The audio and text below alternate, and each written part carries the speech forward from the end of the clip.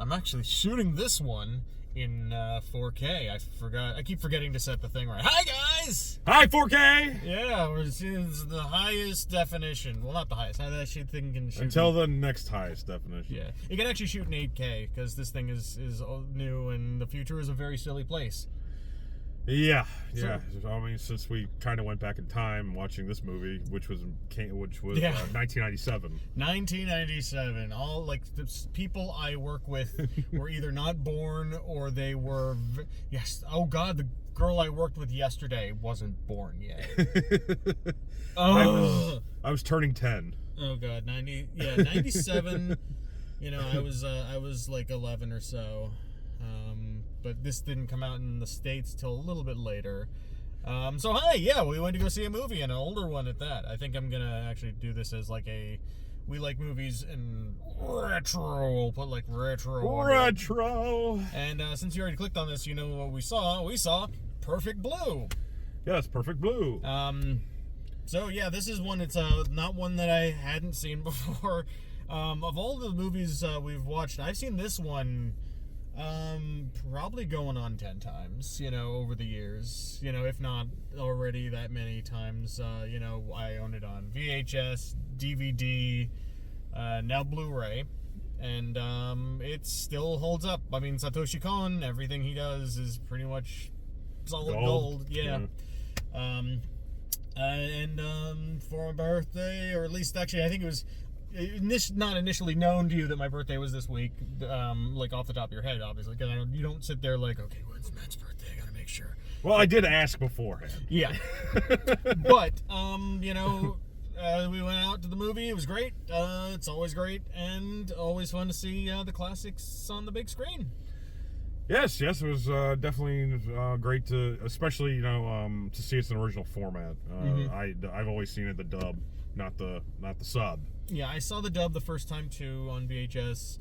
That's right. I've had to own 2 VHSs because I had to go out and being the giant nerd I am. I found the sub VHS, or I think I may have ordered it. Yeah, from Suncoast. May have gotten it from Right Stuff, because Right Stuff was still alive back then, but it may have been Suncoast actually. I don't remember. I remember I got mine from Suncoast because Suncoast always carried like a lot of anime stuff. I think I got manga stuff.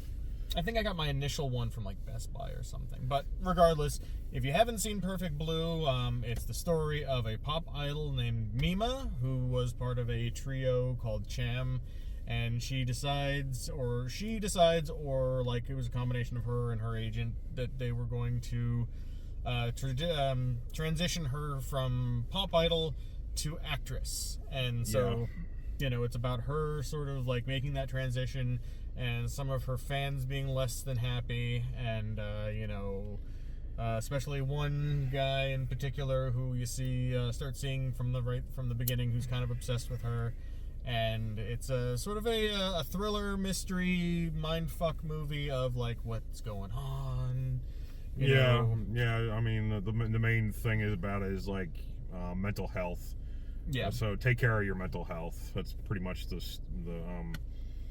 and like, you know, like once you basically start like I mean, I had this problem, you know, like in a lot of my relationships, you know, where when you start like basically sacrificing a lot of your nevers, like you start like losing who you are. Yeah. And that's basically what was going on here. And I mean, I like the fact that this movie actually is getting a lot more well-renowned, because I mean, they did show it on, it's now like on Shudder right now. Nice. Like on the drive-in stuff with what's his face? I forget like what the guy's name is, but they did like an episode with they were like they started off doing like a animated film version that they were gonna do, and then they started. So this was the first one that they showed. Yeah. And they said they might do some more in the future, so it's on Shudder right now with the drive-in theater thing that they do. So we don't get any promotion for that. I'm just letting you know about it in case you want to see it, or if you haven't seen it. But if you haven't seen it, just see it. It's a great movie. There's a reason why that it's like, you know, all of Kon's work is great, but like, you know, there's a reason why it's replayed in movie theaters and getting releases, you know, alongside. And why even Darren Aronofsky like owns like parts of it. Yeah.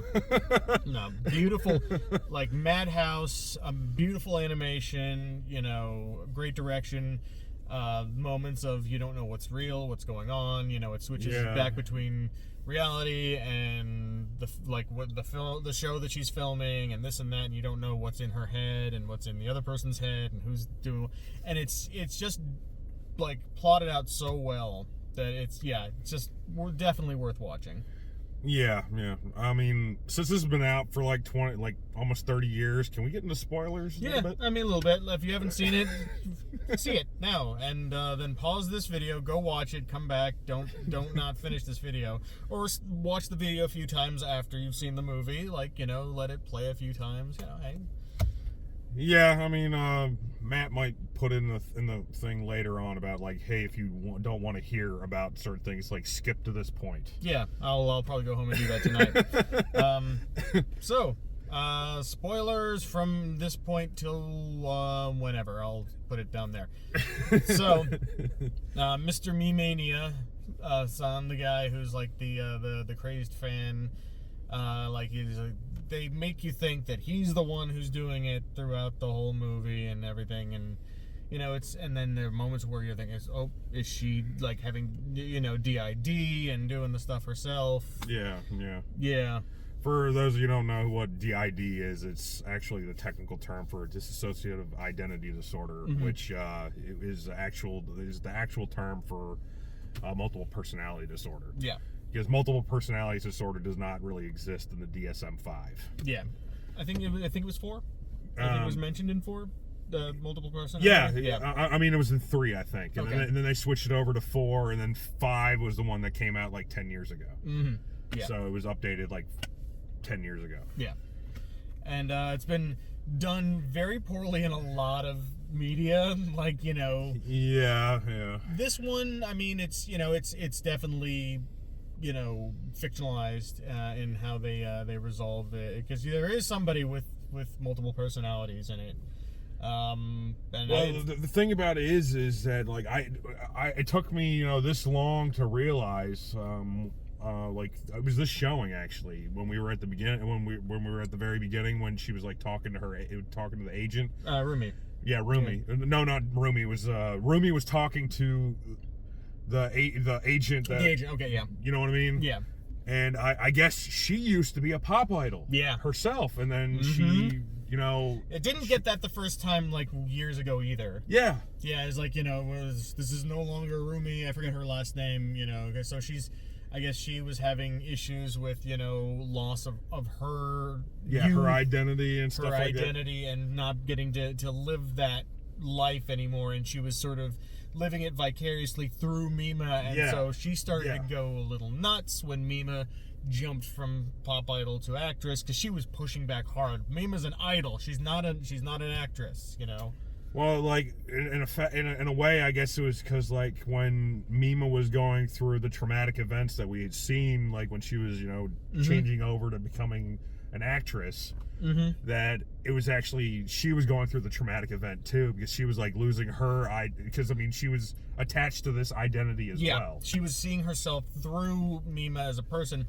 There's a scene, it's not too early on, when after she's done her first scene on the show, was it Double Impact, or I think is the name of the television show. It doesn't really matter, but anyway, she's I think it was Double Bind. Double Bind, yeah, something like that. And so she is in a strip joint as a stripper, and she gets attacked and assaulted by some of the patrons of the thing. And it's, you know, they show the scene being filmed and like the cuts and everything, and you know the difference between what is filmed and what is on there. And Rumi takes it very, very hard. And you know, if you don't think about her having that, you know, first you think she's like, you know, feeling horrible for her friend who she's mentoring, and maybe there was a little bit of that, but she was clearly like feeling like she was the one in the situation. And it really, once you know that she has that problem, it puts that scene in a completely different light. Yeah, exactly. Yeah. And especially like when when we went back and we rewatched it, and she was talking to I guess the guy that was a part of the talent agency, and she was like telling her, like she was apologizing to him for the fact that she basically like became irrelevant. Mm-hmm. Like then because I guess he was her agent too, and then she started working for him as another basically like a delegate of the thing, and then so like when that started going on, I was like, oh my god, this clicks of what's going on here, of why she's doing this is because later on she becomes like attached to this situation because she's afraid that like basically like Mima is going to become like her and lose her identity, and then she's going to basically go through the period of grief of loss of herself all over again. Yeah. And so it's a really crazy movie about like mental health issues and lots of layers. That's one of the things I love about it, is like, it's one of those movies you can see multiple times and kind of like occasionally get new stuff from, like you said, like I didn't initially catch that, because they're subtle about it. They're not going to vomit exposition in your face, and I think it's well told, and I don't remember how that part is put in the dub because I haven't seen the dub in years, but I believe that it wasn't even in the dub. Like they didn't even put that part in the dub about her used to being like a pop idol at all. This was the first time I ever saw it was in the sub. Yeah. Was like there in the subtitles. I kind of want to go back because maybe I'll cut a moment in. It's just here. like you. I mean, I've seen like maybe 10 to 15 times. I've never picked up on that. Mm-hmm. And so it's just wild. But yeah, I'm and just like what you're saying in the strip scene. I mean, that was just it was crazy to watch. How these people just like between takes they were quiet, and then all of a sudden, like out of nowhere, they're like yeah, interesting juxtaposition between like the acting and and that, and all that stuff. But yeah, crazy. And so and right after that, just like you were talking about, just pick up on what you were talking about with that scene, like when Rumi leaves that. Like she leaves for like 20 minutes. She never comes back until like when she's like, "Oh, I'm so sorry, I haven't been around," or something like that. And she had been gone for like 20 minutes. Yeah. Like runtime of the movie, and so then that whole time period, it was like basically Mima was on her own. Mm-hmm. Had no safety blanket. Rumi was basically like her safety blanket. And how would you feel if basically like your safety blanket turns out to be basically like trying to take over who you are? Yeah.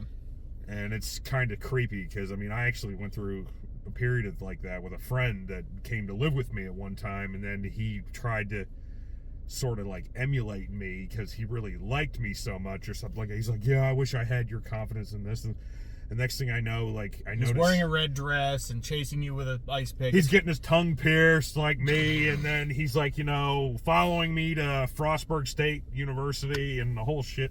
Yeah. So it's really, really unnerving when this kind of stuff happens, because it does happen like in real life. Yeah, people are crazy. People can be crazy.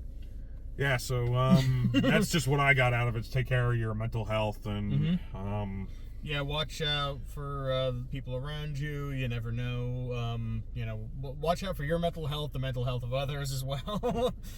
Yeah, like oftentimes a wolf is in sheep's clothing. Yeah.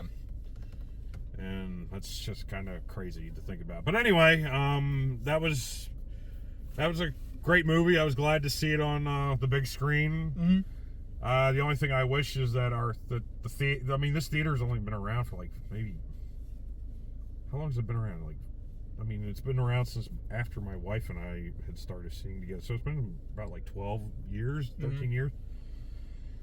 I wish that they would have updated the seats. Yeah, they didn't have the reclining seats. But, hey, as far as like things go, I like the reclining seats, but I think my favorite thing is getting the assigned seats. So people, I mean, you were saying people still steal your seats. Yeah, they still do. It depends on the theater you go to. I mean, yeah, I went to see like Pirates of the Caribbean, the 20th anniversary. Somebody stole my seats then, and it's not a victimless crime. Yeah, and then the other night when I went to go do the whole other thing where I basically rambled on about shitty people and I'm sorry, crappy people. No, you can say shit. It's fine. Right. I'm not currently monetized, so. Yeah, shitty fucking people. I mean, look at that over there. That shopping cart's still there. It was in that parking spot when I got here. I took a picture of it. Fuck that guy. And people can't even return their shopping carts. So they steal, your reserved seats, and they put shopping carts where they don't belong, and then they steal your identity and try to kill you with umbrella. It's a slippery slope, people. First it was an ice pick. Yeah, then it became an umbrella when she lost. Yeah. That's, man. And it's a tight movie. Details, man. Details. I was looking at the runtime. I was like, how long is this again? It's only an hour and a half. Really tightly paced movie. Like, it doesn't last that long, but when it is here, it's really good. Yeah, if you've seen Paranoia Agent, very similar kind of psychological thing. Millennium Actress is probably my favorite Satoshi Kon, although Paprika is really good, and they're all really good. Millennium Actress, yeah. And of course Tokyo Godfathers, which is a fun film. It's a shame he was taken from us too early. Yeah. He had a lot of storytelling left to tell, I bet. I was actually looking into this with my wife and brother-in-law. We were talking about how Miyazaki, even though he's coming out with his final film, he's apparently back in Studio Ghibli working on another movie because he can't stop, because the man is driven.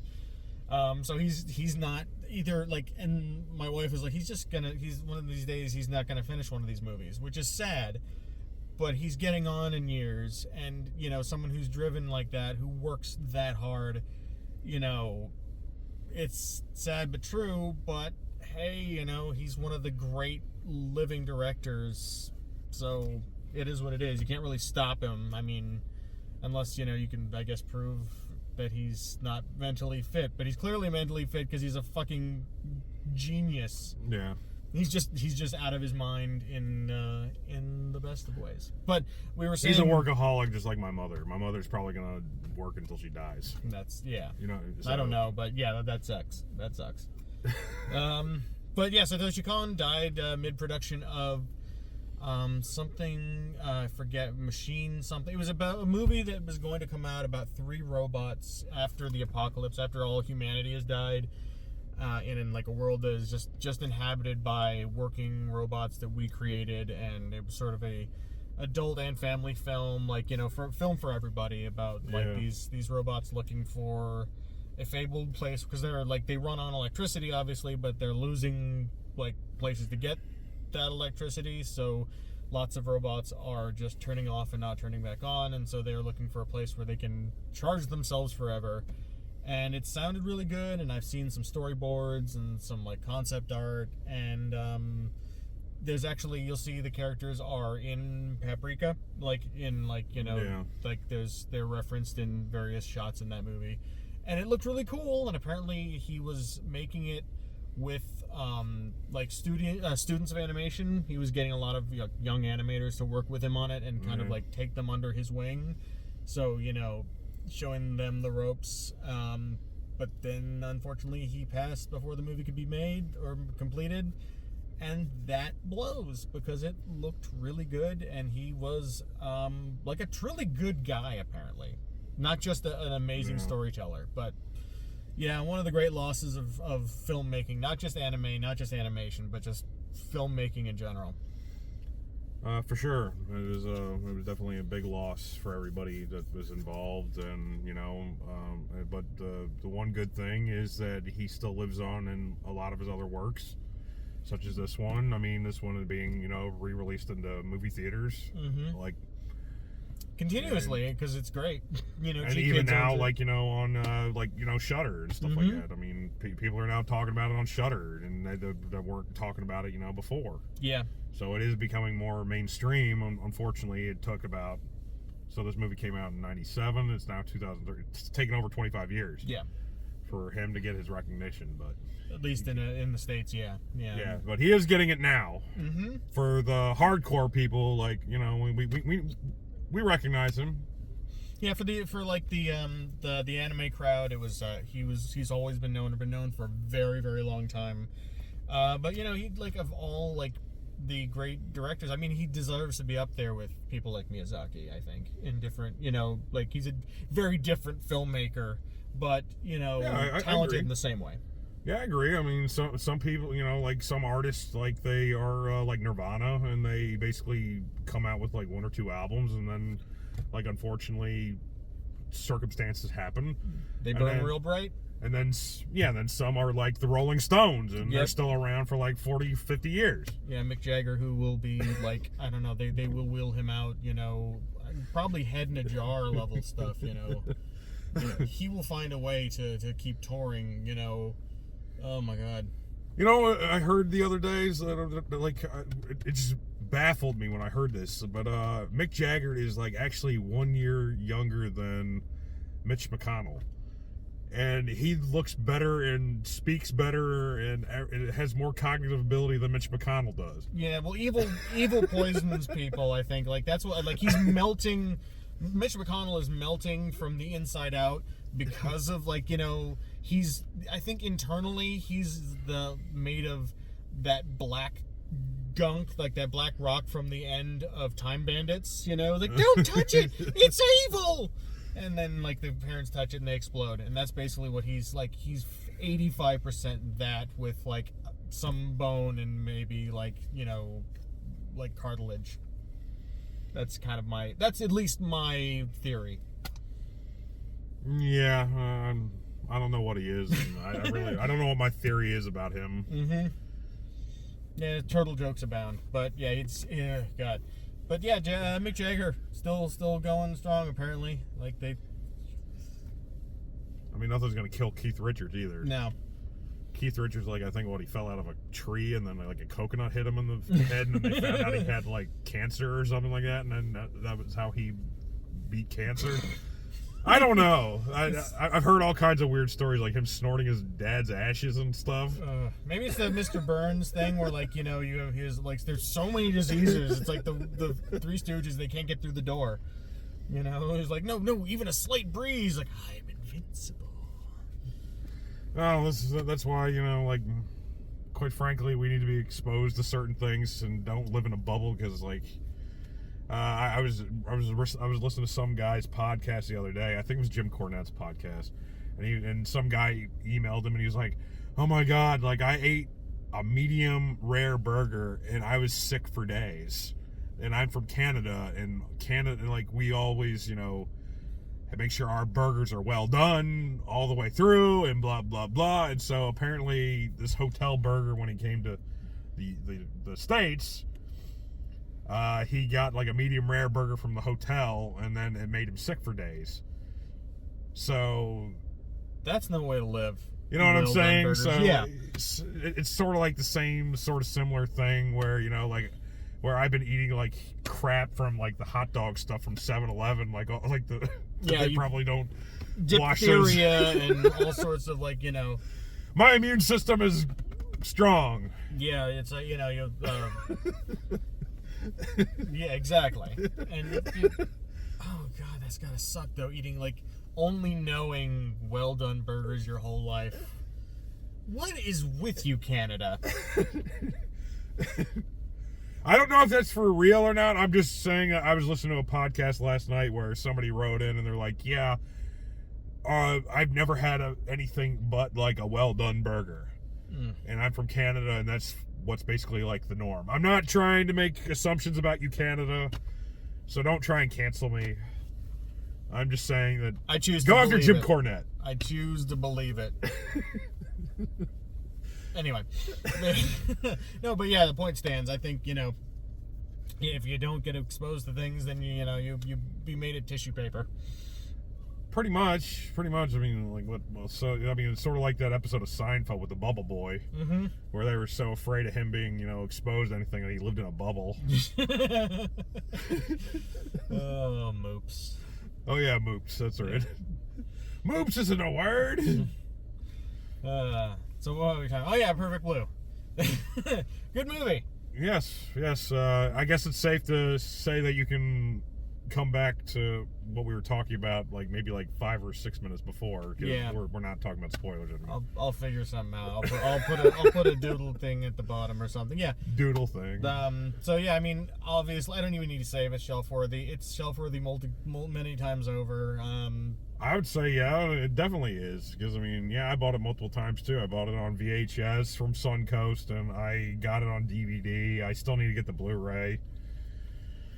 Quite frankly, I was a little, kind of, the only, one of my complaints about seeing it in this theater, it just seemed like the transfer rate wasn't as high quality as I was expecting. Yeah, there was also a weird shine on the screen. Yeah. Did it look like that? Yeah. It looked like there was popcorn butter on the screen. Yeah, I don't know what was going on with that, but I mean, still good to see in on the big screen, in the big, in theaters and everything. That was fun. Yeah, with other fans of the movie, or maybe they were like us, or not like us, but being exposed to it for the first time. I don't know. I'd be curious to actually, wonder how many people, or to figure out how many people had only seen it then for the first time. That'd be interesting. But we'll never know because they're all dead now. Yeah, true. And I'm looking forward to possibly seeing Ghost in the Shell now. So now we saw something earlier. Yeah, I wonder which cut of Ghost in the Shell it's going to be, because there was the director's cut, and then there's Ghost in the Shell, was it 2.0, and Ghost in the Shell? I don't know. I just saw the one that they released in the 90s. I don't know which one that was. And I don't even remember much about that, because it's I've kind of fallen off the anime wagon over the years, because there was so much coming out that I couldn't keep up with it. Yeah. I need to have you over and make you watch a couple things. There's a couple things I've been I was like, hell, I bet Mike would like that. And this Satoshi Kon shit you haven't seen, I'm sure. His piece in Memories. I don't know if you ever seen it. It was a movie. It was a movie with 3 short films with the different directors, and one of them was Satoshi Kon. It's really good. Oh yeah, I think I heard about that. Yeah, I think I heard about that. Wasn't Katsuhiro Tomo one of them too? Yeah. The guy from Akira. Yeah. It's really good. It's really good. Yeah, I did hear about that, but I did not see it. So yeah, I would like to check that out. And maybe we'll talk about it. Yeah, maybe we'll talk about it. Or maybe we'll just fucking watch it and you won't even know. And we'll never say a word and you'll never know. Sort of like how what we did with, what was it, Old Boy. Yeah. I do kind of want to talk about Old Boy at some point, though. That movie's really good. Damn it, I already did then. Now there's no mystery. And we also didn't talk about Evil Dead Rises either. Yeah, I was going to say, because we know what I'm thinking about doing, and, spoilers for later in the year, is I was thinking about doing a top 10, movies of the year kind of thing, and that'll probably be on there easily. Yeah, I was thinking about doing the same thing for my channel as well, doing a top films and possibly my worst films. Yeah. I haven't seen a lot of crap this year. Evil Dead Rise was really good. That's because we've been picking out things that were, I think it's because we've been seeing things and for what they are before we can go and see. You know what I mean? Yeah. We can basically dissect from a trailer whether or not it's going to be good or not from previous experiences. Yeah. I saw that Insidious, the red door, behind the green door or whatever the hell. And that wasn't bad, but that's probably the worst thing I've seen this year. It was fine. It was not unwatchable. Well, I've seen some shit this year. And you'll hear about it at the end of the year, I'm sure. You can talk about it now if you want to, but I'm just gonna say Marlowe is still my least favorite movie of the year. I should just stream Marlowe and see what you're talking about. Just get myself a couple of tall boys and just go to town with Marlowe and flip the screen off.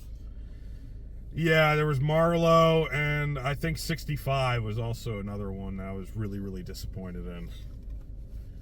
60. Oh yes, that had a really cool concept, and then it was just so. How do you make a movie about dinosaurs with plasma rifles boring?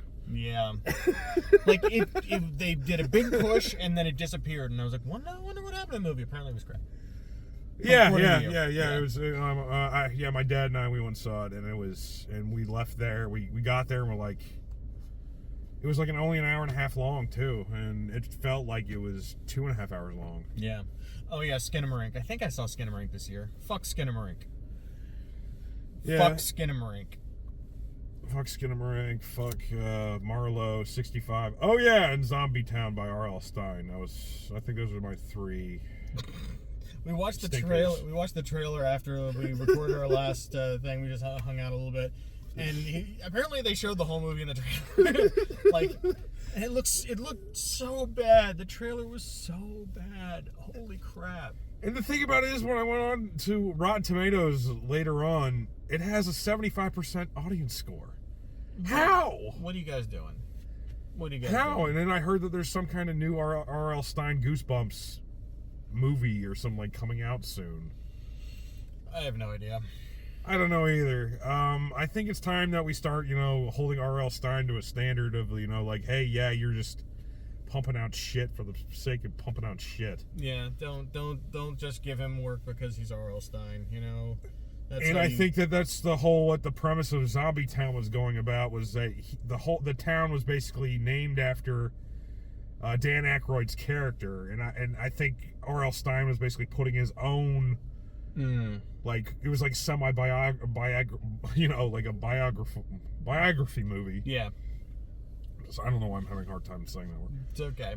Biographical movie. There we go. There you go. It only took me 5 times, but it just felt like it was just like R.L. Stein being like, yeah, poking fun of the fact, people love his work even though it's not so good.